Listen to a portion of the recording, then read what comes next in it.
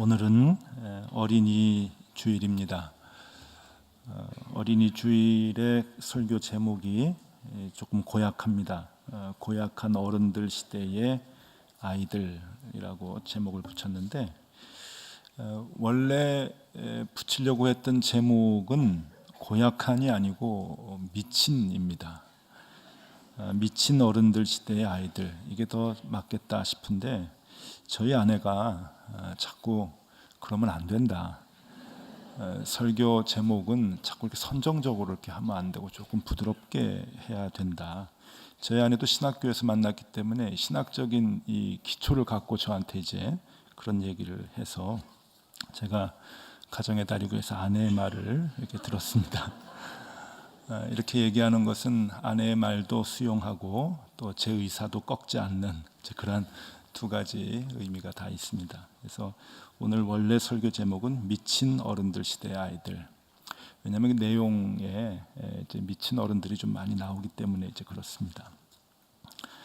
예수님이 태어날 당시에 유대 왕이었던 헤롯은 그 자체가 매우 복잡한 인물이었습니다.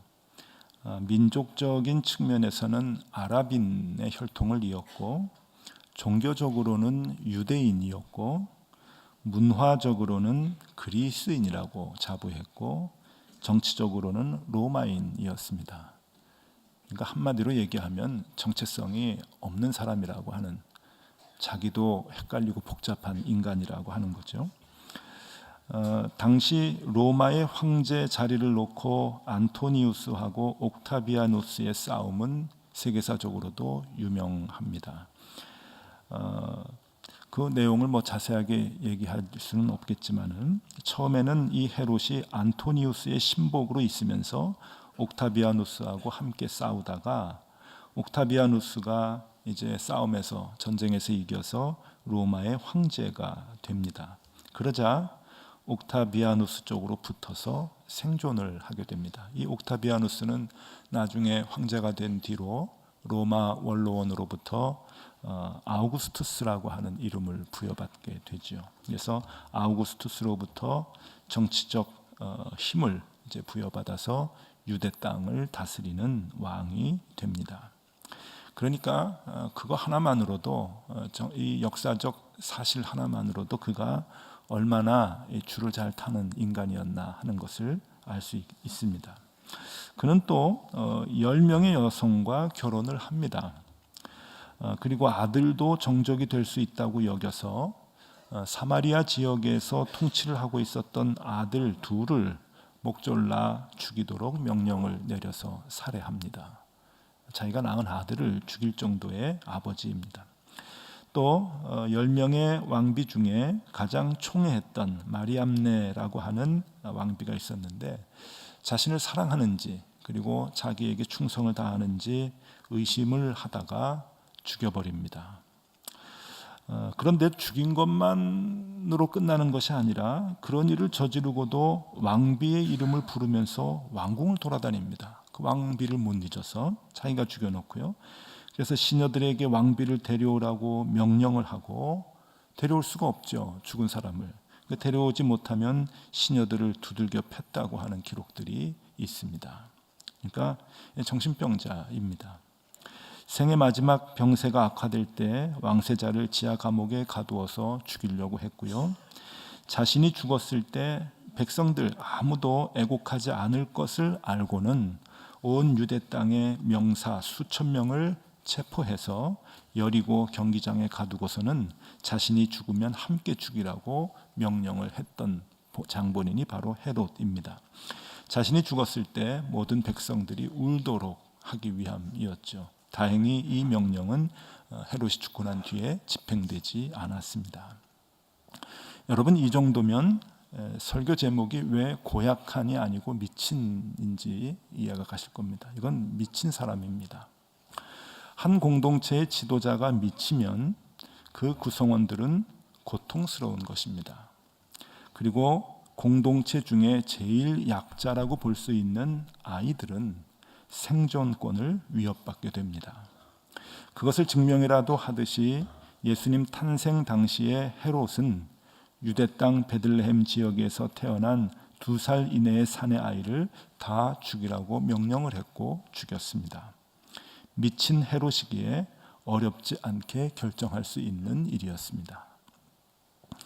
마가복음과 누가복음과 요한복음을 보면은 예수님 탄생 당시에 예수님의 탄생에 대해서 기쁨과 소망의 얘기만을 기록해주고 있습니다. 예를 들면 메시아가 오신다, 구원할 자가 오신다, 평화를 이루실 자가 오신다, 별이 안내했다, 목자들이 찾아왔다, 동방박사들이 경배했다, 이런 이야기들이 있는 반면에 마태는 이렇게 비극적인 사건을 자세하게 기록을 합니다. 베들레헴 근방에 2살 이내의 사내 아이들이 죽게 되는 역사적인 사건의 전말을 기록해주고 있는 것입니다. 이 기록은 인류를 구원하시기 위해 오시는 예수님에게 있어서는 결코 도움이 되는 기록이 아닙니다. 상식적으로 생각해도 그러지 않습니까? 예수님의 구원의 첫 행보에 그분이 오시는 것 때문에 엄청난 참사가 생겼다고 한다면 그것은 예수님에게 있어서는 심각한 오점이기 때문에 그렇습니다.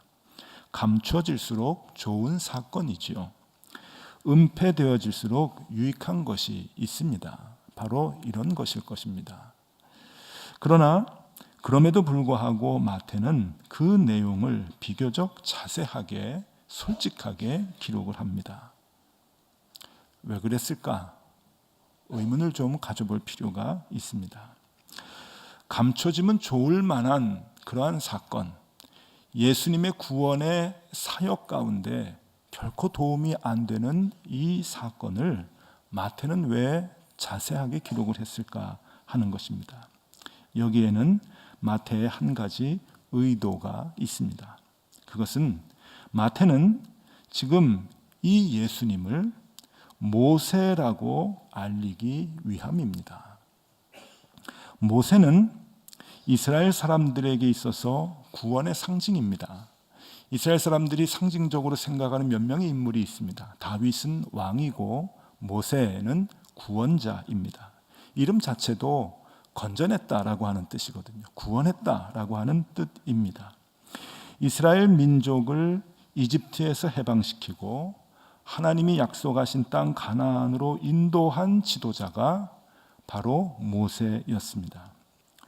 그런데 이 모세의 탄생 당시 바로 왕은 이스라엘의 사람들이 아이를 낳았을 때 사내 아이를 다 죽이라고 명령을 했고, 그리고 사내 아이가 태어나면 나일강에 다 버리게 했습니다. 그리고 많은 아이들이 죽었습니다. 또 백성들은 과다한 노역에 괴로워하고 아이들은 태어나자마자 죽어야 하는 시대적 상황.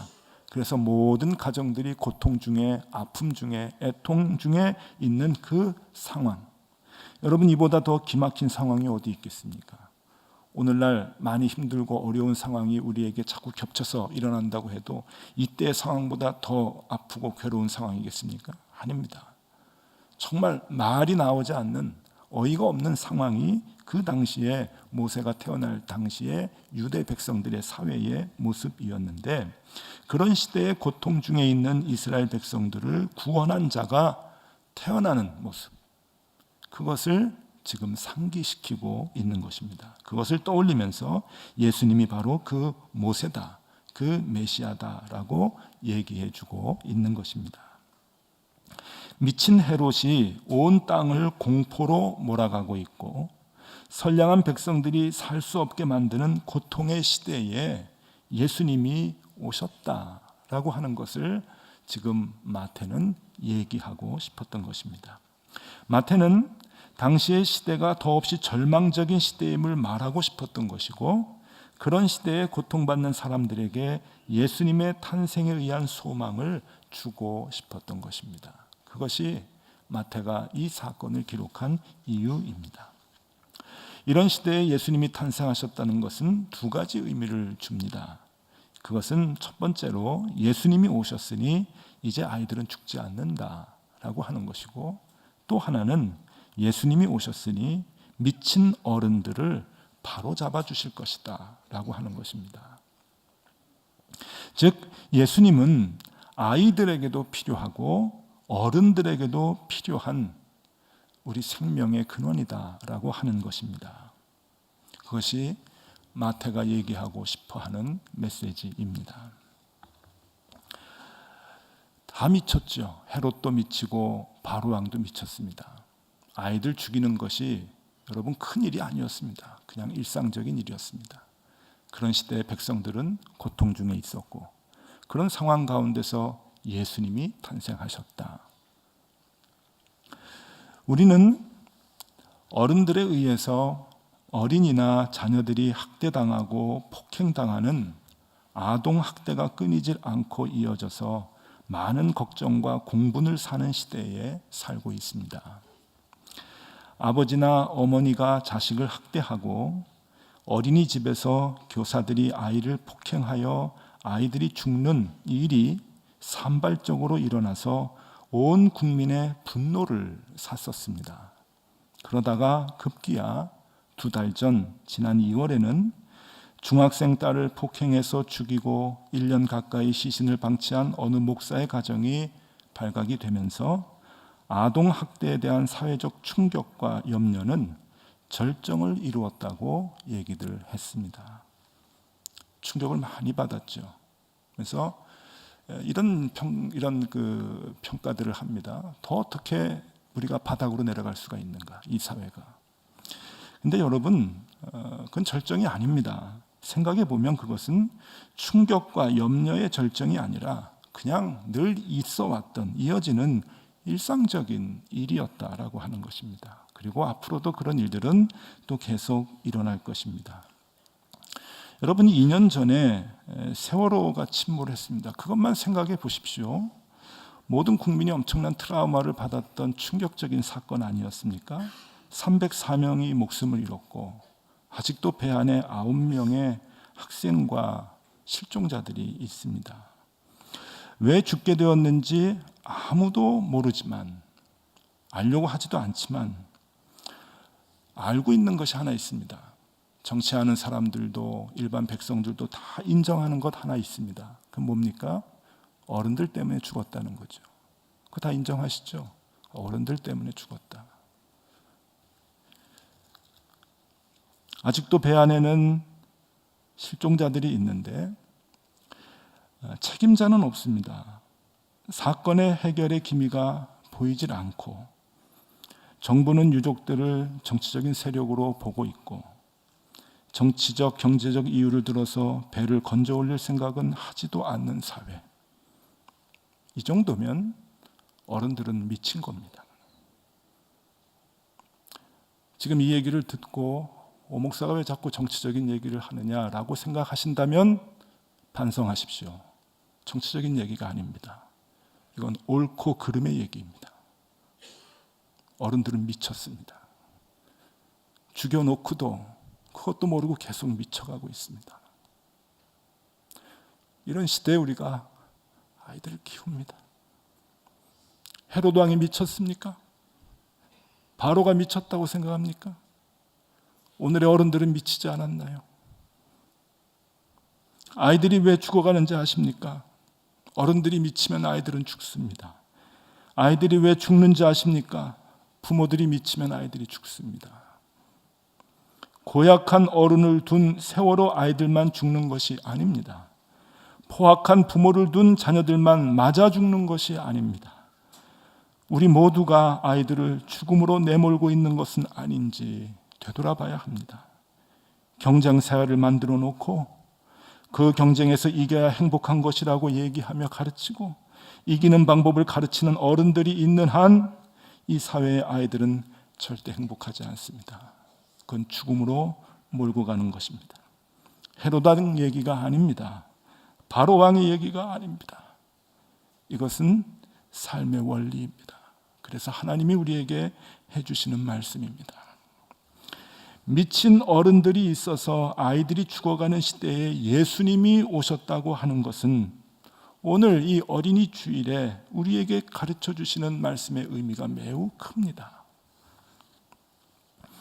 아이들을 살리고 싶으십니까? 부모님들의 마음에 예수 그리스도가 오셔야 합니다. 그래서 예수님의 가르치심대로 하나님께서 원하시는 세상을 만들어 가야 합니다. 그리고 아이들에게 그 세상을 만들어 줘야 합니다. 그리고 아이들에게도 예수님이 들어가 계시도록 도와야 합니다. 그래야 어른들은, 미쳐있던 어른들이 제자리로 돌아오는 것이고 아이들은 죽음의 길에서 다시 생명의 길로 돌아올 수 있는 것입니다. 중학교, 고등학교 아이들의 현재 교회 예배 출석률은 중학교 아이들 3%, 고등학교 아이들 5%입니다. 많이 양보해서 이 땅의 모든 사람들 중에 기독교인이 몇 %냐? 한 20% 잡아보겠습니다. 그럼 중학교, 고등학교 다니는 아이들의 가정의 20%는 교회를 다니는 기독교 교인입니다. 그런데 아이들은 3%만 예배당에 가고 고등학교에는 5%만 갑니다. 나머지는 다 어디 갔습니까? 조금 지나친 말일 수도 있지만 저는 교회에 나오지 않는 것, 예배에 나오지 않는 것은 죽었다고 봅니다. 왜냐하면 예배에서 우리는 생명을 얻기 때문입니다. 하나님을 만나서 말씀을 대할 때 우리는 거기서 생명을 얻기 때문에 그렇죠. 그러면 아이들이 왜 죽어갈까요? 그것은 교회가 하나님의 세상을 얘기하지 못하고 보여주지 못하기 때문입니다. 그래서 아이들은 신앙이라고 하는 것, 하나님이라고 하는 존재가 가짜라고 생각을 하죠. 경쟁에서 이기는 것이 축복이라고 거짓 복음을 가르치니까 생명이 없는 복음으로는 아이들이 살 수가 없는 것입니다.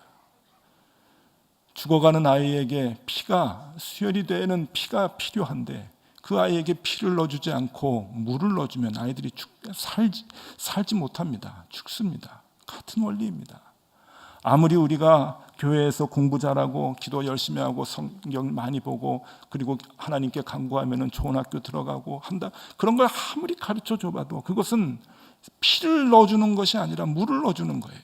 아이들은 결국은 서서히 죽어가는 겁니다. 죽음의 길로 몰아넣는 거죠. 아이들에게 필요한 것은 예수 그리스도입니다. 그리고 그 예수 그리스도를 넣어줄 수 있는 사람들은 어른들이에요. 어른들이 미쳐 있으면 안 됩니다. 게리 체프먼이라고 하는 아주 유명한 사람이 있죠. 5가지 사랑의 언어라고 하는 책을 쓴 저자입니다. 이 책이 너무 유명해서요, 미국에서도 영어판으로 500만 부가 팔리고 전 세계 32개국 언어로 이제 번역이 돼서 한국에서도 뭐 베스트셀러입니다. 가정사역뿐만이 아니고 기독교 교육을 하는 분야에서 거진 교과서로 쓰여질 만한 그러한 책이니까요. 이 5가지 사랑의 언어가 너무 이제 유명해지고 읽어보면은 정말 잘 썼어요. 통찰력이 아주 뛰어난데, 그래서 이 게리 체프먼이 이 책을 쓰고 난 다음에 시리즈로 계속 후속 작품을 씁니다. 뭐 남편의 5가지 언어, 아내의 5가지 언어, 이렇게 이제 계속 세분화된 책들을 쓰는데 그 중에 자녀를 위한 5가지 사랑의 언어라고 하는 책이 있어요. 그 책을 보면은 부모님들이 어떻게 자녀들에게 대화해야 하는지, 어떻게 사랑을 표현해야 하는지 하는 것들을 얘기해 주는데 크게 5가지가 이겁니다. 첫 번째는 육체적인 접촉을 해라. 두 번째는 인정하는 말을 해라. 그러니까 인정하고 그 격려해 주는 말을 하는 거죠. 그 다음에 함께하는 시간을 가져라. 시간을 많이 가져야 되고, 그 다음에는 선물을 주라는 거예요. 아이들은 선물 좋아합니다. 그러니까 선물을 줘야 하는데 이 첫 번째에서 4번째까지, 그러니까 접촉하고 육체적인 접촉, 그 다음에 인정하는 말, 함께하는 시간, 그리고 선물 주는 거, 이런 것은 뭐 상식적이죠.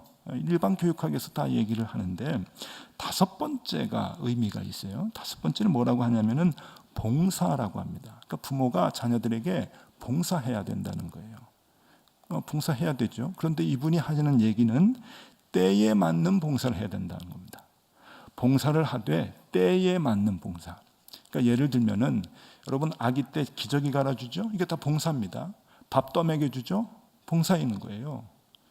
그런데 한국의 부모님들은 자녀가 나이 40이 될 때까지 밥을 떠먹여줘요. 그렇죠? 이게 문제예요.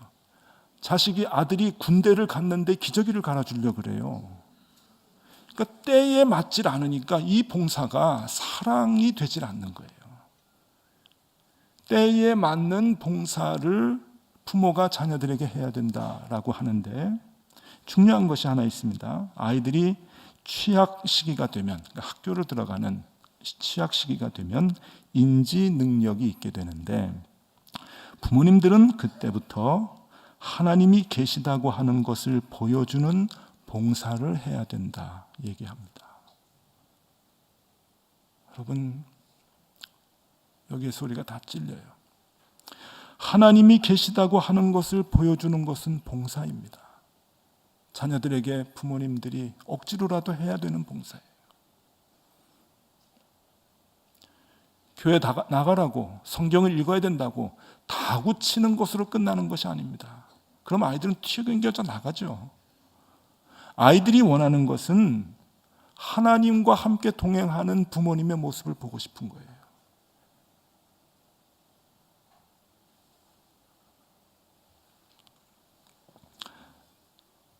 주일에 교회 나가야 한다고 강요하면서 살아계신 하나님을 보지 못하게 한다면 죄송합니다. 그 부모는 미친 겁니다.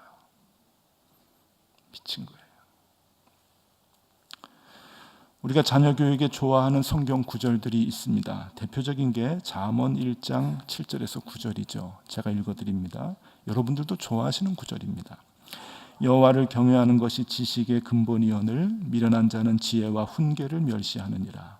내 아들아 내 아비의 훈계를 들으며 내 어미의 법을 떠나지 말라. 이는 내 머리에 아름다운 관이요 내 목에 금사슬이니라. 이 말씀 외에도 많아요. 말씀을 잘 의지하고 하나님을 의지해야 네 길을 인도해 주신다. 네 길이 평탄해질 것이다. 뭐 너무나 많은 말씀들을 우리가 잘 압니다. 그래서 자녀들에게 이 말씀대로 얘들아 하나님의 말씀을 들어라. 하나님의 말씀을 믿어라. 그렇게 얘기하죠. 근데 우리가 중요한 거 한 가지 잊고 있어요. 그 이전에 해야 되는 것이 있습니다. 그것이 뭐냐면 신명기 4장 9절에서 그것을 우리에게 꼬집어 줍니다. 신명기 4장 9절의 말씀, 오직 너는 스스로 삼가며 내 마음을 힘써 지키라. 그리하여 내가 눈으로 본 그 일을 잊어버리지 말라. 내가 생존하는 날 동안에 그 일들이 내 마음에서 떠나지 않도록 조심하라. 너는 그 일들을 내 아들들과 내 손자들에게 알게 하라. 아들들과 손자들에게 알게 하기 이전에 네가 그 말씀에서 떠나지 말아라. 그 은혜를 평생 간직하며 살아라. 우리에게 얘기합니다. 그래야만 그것이 자녀들에게 믿음으로 이어지는 거예요. 왜 이 중요한 거를 모릅니까? 교회만 나가라고 말씀만 보라고 해서 되는 게 아닙니다. 은혜 가운데 살아야 합니다. 하나님의 말씀대로 그 가치관대로 살아가야 합니다. 살아계신 하나님이 우리 가정을 움직이고 계시다고 하는 것을 보여줘야 합니다. 그럴 때 우리 자녀들은 생명을 얻습니다.